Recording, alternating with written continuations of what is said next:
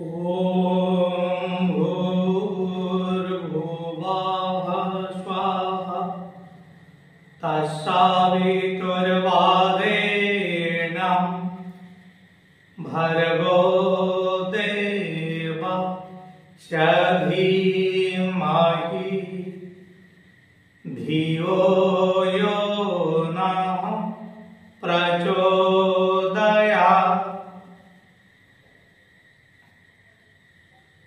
दिव्यात्मा समस्त को शारदीय अभिनंदन। दिव्यात्मा विगत वीडियो मानकरे आमे माने नवयुगर संविधान सत्संकल्प 4 तीनोटी संयमता उपरे आलोचना करिथिले। ताहा थिला इंद्रिय संयम, अर्थ संयम एवं समय संयम। दिव्यात्मा आज आमे माने एई वीडियो रे विचार संयमतार गुरुत्व उपरे आलोकपात करिबा।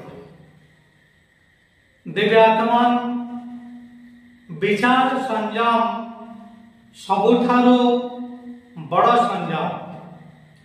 जड़े जदि विचार क्षेत्र रे संयमी हो जिबा निश्चित भाव रे अन्य तीनोटी क्षेत्र रे से संयमी हो परिबो। आसंतु विचार संयमतार गुरुत्व उपरे आमे माने आलोचना रखिबा। आपण माने समस्ते जानिछंती आमर मन विचारर उच्च।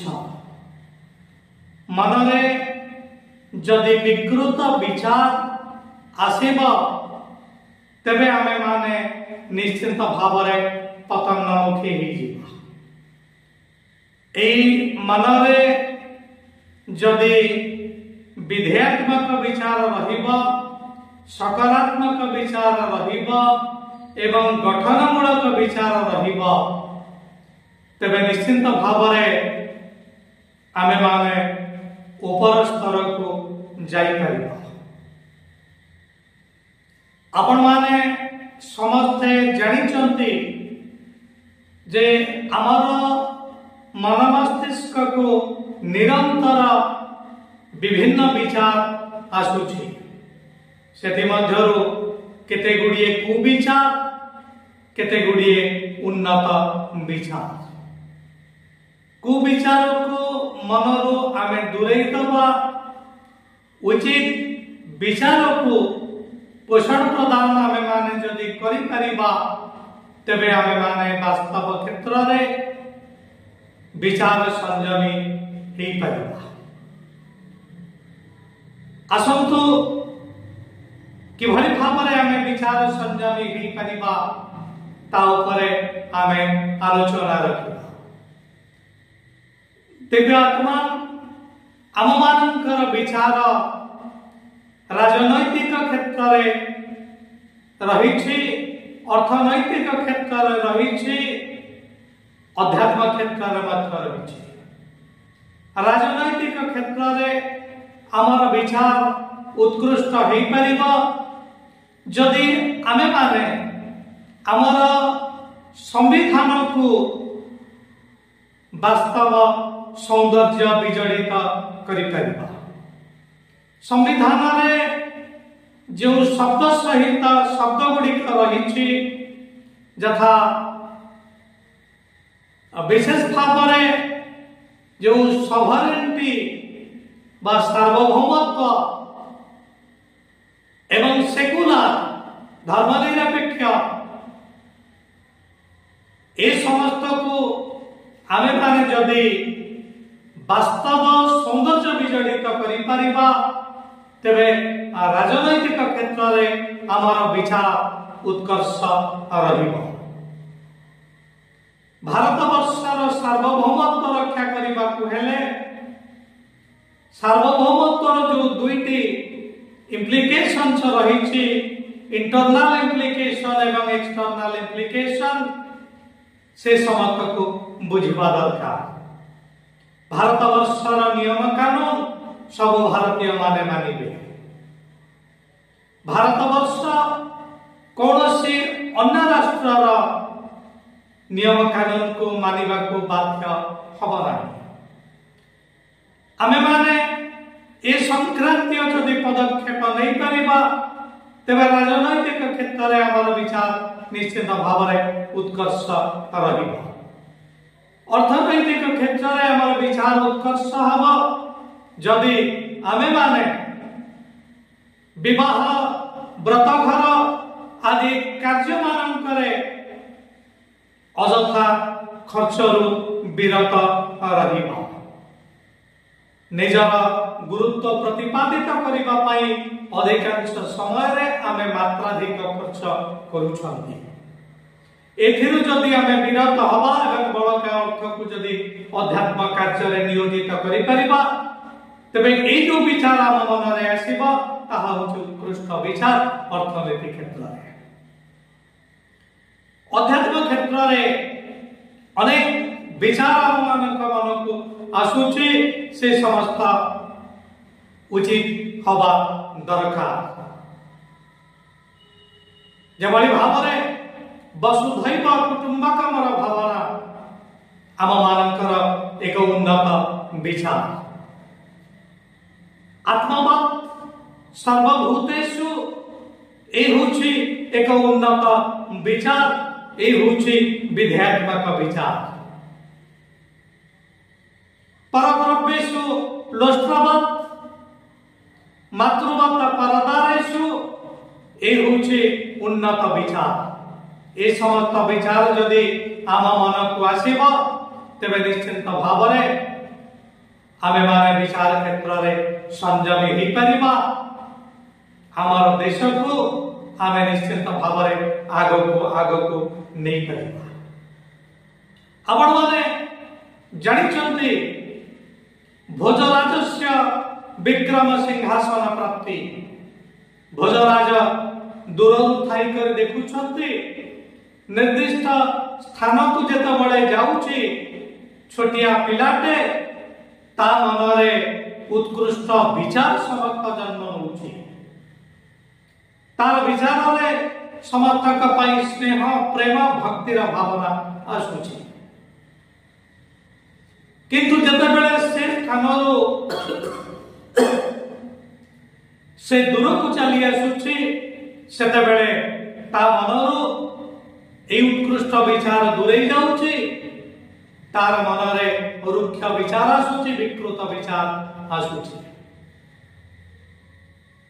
किछि समय देखिला परे भोजराज भाबिले बोध हुए जो स्थान रे ए पिलार उत्कृष्ट विचार आसुची बोध हुए से स्थानर किछि महत्व रहिछि। बोध हुए से स्थान रे पूर्वरु किछि जप तप ध्यान इत्यादि करा जाइछि। तार ऊर्जा एति सघन होइछि।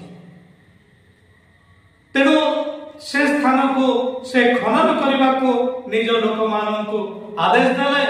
खनन करबा परे सेठारो राजा विक्रमादित्यंकर सिंहासन बाहरिला। तेणु राजा विक्रमादित्य अध्यात्मर चरम शिखर रे उपनीत थिले। तेणु तांकर सिंहासन मध्य अनुरूप भाव रे अध्यात्मर ऊर्जा विकिरित करुथिला। तेणु भोजराज से सिंहासन को नबाकु चाहिए। से सिंहासन रे बसी करी निजर विचार को उत्कृष्ट करबा को चाहिए। दिव्य आत्मा आमे माने जदि अध्यात्मर ऊर्जा जो स्थान रे सघन से स्थान को जदि आमे माने जीवा तेबे आमर विचार निश्चित भाव में उत्कृष्ट हब। सेहि पई तो तीर्थ यात्रार गुरुत्व रहिछि। कारण तीर्थ स्थान मानकरे अध्यात्मर ऊर्जा अधिक सघन। दिव्य आत्मा सत व्यक्ति मानकर सानिध्य मध्य आम हृदय रे उत्कृष्ट विचार सृष्टि करि परिबो। आपण माने जानिछंती नारदंकर परामर्श रे किभଳି भाବରେ दस्यु रत्नाकर वाल्मीकि ही परिले। ध्रुव किभଳି भाବରେ परमात्मांकर सानिध्य पाई परिले। गौतम बुद्धंकर सानिध्य रे आसी करी अंगुलीमाल किभଳି भाବରେ कुमार्गरु सुमार्ग को आसी पारिले। तांको हृदय रे उन्नत विचार समस्त आसेला एहा आपण माने जानिछो। श्री चैतन्यकर सानिध्य रे आसी करी जगाई माधाई नामक दुई जन डकायत किभଳି भाବରେ परिवर्तित हेले एहा आपण माने समस्ते जानिछो। तेणु आमे माने जदि सत्संग करिबा अध्यात्म वेत्ता मानकर सानिध्य रे रहिबा तेबे निश्चित भाବରେ आमर जीवन बदली जीव। आम हृदय रे उत्कृष्ट विचार समस्त आसीब, विधेयात्मक विचार समस्त आसीब।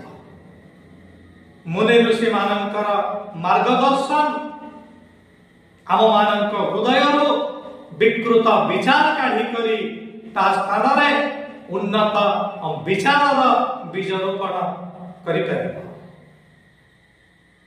आपण मानकु आउ छोटिया गोटे दुईटी कहानी मु कहिबी जहा आपण मानक हृदय विकृत विचार समस्त काढ़ी देबो एवं उन्नत विचार मंजी पोथी देबो। जनेक राजा गोटे छोटिया झील को साथी रे नहीं करी नगर परिभ्रमण करुछंती। राजा जनक अत्यंत कर्कश अत्यंत निष्ठुर काय मन वाक्य रे सदा सर्वदा से अन्य मानक निर्यातना प्रदान करी आसीछंती। नगर भ्रमण करिबा समय रे हठात गोटे स्थान रे से देखिले अनेक लोक रुंड होइछंती एवं एक नारीर करुण विलाप शुभुछि। कौतूहली एई छोट झील को पठेले बुझी आसवा लगी कारण कौन। छोट झीलटी आसिक देखिला जे स्त्री लोकटी आसन्न प्रसव संतान को से जन्म दे पारुनी कष्ट पाउची। एइथि पई रुंडीभूत लोक माने कांदुछंती, ठाकुर को डाकुछंती, विलाप करूछंती। छोट झील मन रे एक अद्भुत विचार आसिला। से कहिला, से मने मने भाबिला एई कथा मो राजा को कहि करी राजा को मन रे जो निकृष्ट विचार सक्त रहिछि ताकू मो रिप्लेस करिबी उत्कृष्ट विचार द्वारा। राजा के निकट को आसिले। राजा ताकू पचारिले घटना कोन। झिया जनक कहिले स्त्री लोकटी संतान जन्म करिबो, प्रसव पीड़ा से भोगुछि। तबे लोक माने कोन पई कांदुछंती। राजा पचारिले लोक माने एइति पई कांदुछंती, विलाप करूछंती, ठाकुर को डाकुछंती जे संतान जनक जन्म हवा को चाहुना। आश्चर्य हो गले राजा, संतान जनक जन्म हवा को चाहुनी, ये कि भली कथा। झियटे कहिला आज्ञा एटा सत कथा। झिय जनक कहूची जे मां पेटरे थिबा संतान कहूची मु एठी जन्म हेबि नाही, कारण ए अंचल राजा होछंती अत्यंत निष्ठुर, समस्तଙ୍କୁ निर्यातना प्रदान करूछंती। मु जदि तांकर प्रजा हेबि निश्चित भावरे मु तांकर निर्यातना सहिबि। तेनु निर्यातना मु सहिबि नाही, तेनु मु जन्म हेबि नाही।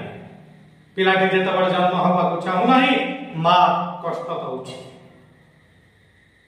राजा परिवर्तित हो गले एवं झील को पचारे कौन कले से संतान जन्म हवा को चाहिए। झीटी कहला आपण जदि एठी शपथ करिवे निज मन मध्यरे निकृष्ट विचार रखिबे नाही अपर को निर्यातना प्रदान करिवे नाही तेबे पिता संतानटी जन्म हब। राजा तत्काल कहिसंती आज ठानु मो परिवर्तित हे जिबि आउ काहा को निर्यातना देबि नाही मोर मन मध्यरे आज ठानु उत्कृष्ट विचार समस्त आसीबो जहार क्रियान्वयन पई मु सतत चेष्टा करिबि। झियो जनक जाईछि एवं परक्षण रे संतानटी जन्म लेछि। तेणु देखंतु सुंदर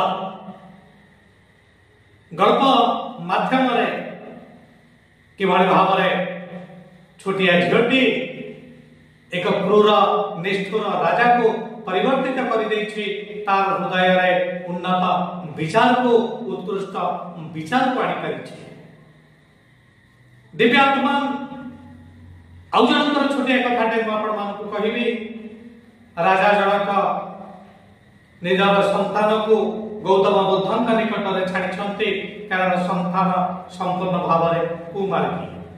गौतम बुद्ध दिने रथरे जाउछंती पिलाटे को कहले एठी जेते गुडी पादप अछि छोट छोट पादपर पत्र चाखी करी कुह ए गछ गुडी का मधुर ना तिक्त जदि तिक्त तेबे ताको आमे उत्पादन करे देबा। छोट पिलाटी सब गछर पत्र को चाखी चाखी जाउचे गोटे गछर पत्र तांको पिता लागिछि।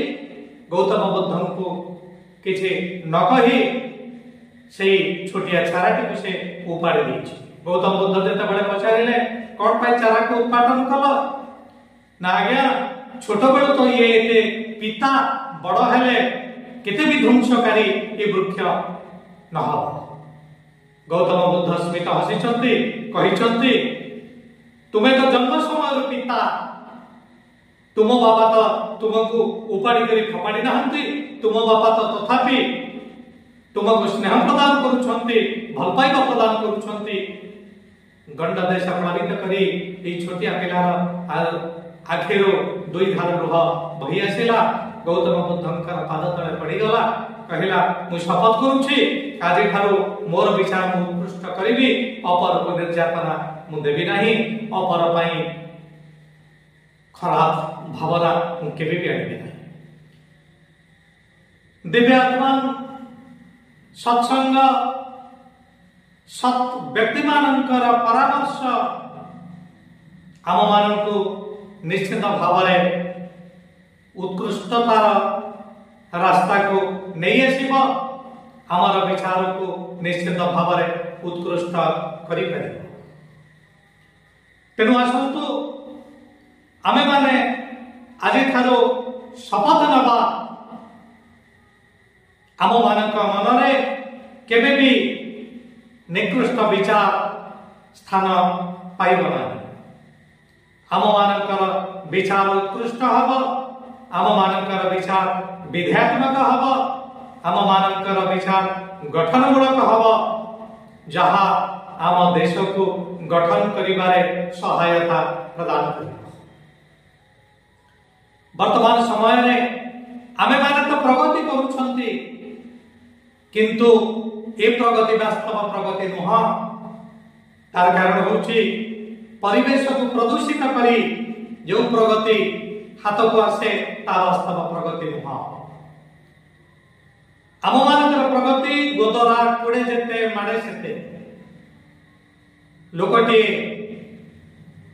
तार खेत को कोड़ी चली उर्वर करने लक्ष्य नहीं करी किंतु तार गोदरा गोड़ जोठी पड़ुची ताहा पुणी से माटी बसी जाउची। तेणु वास्तव पक्षरे खेत सेतेटा उर्वर ही पारुनी। तेणु आम मानकर प्रगति मध्य ठीक से बड़ी भाव में आमे माने तो प्रगति करूछु किंतु एपटे परिवेश प्रदूषित होउची।